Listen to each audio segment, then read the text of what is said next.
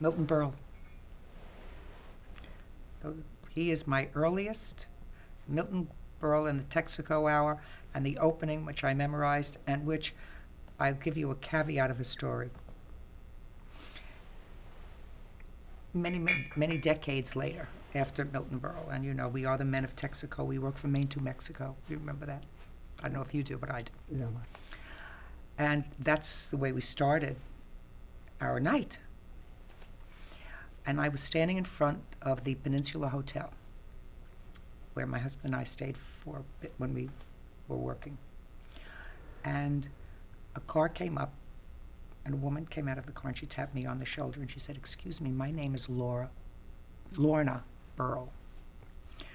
My husband is Milton Berle, and he's a big fan of yours. He watches you every day. He's on his way here from the Friars Club, and he'll be here in 2 minutes. Would you mind?" So, to me, it was a thrill to wait for him. And I waited, and it was just a couple of years, I think, before he passed away. So he got out slowly from the car, and he was wearing sort of a rumpled trench coat. And his wife went over and said, "That's Judge Judy."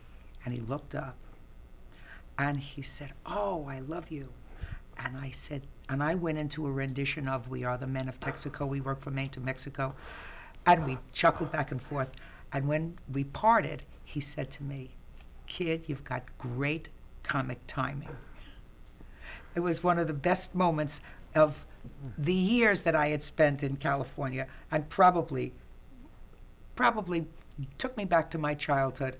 It was just a grand moment.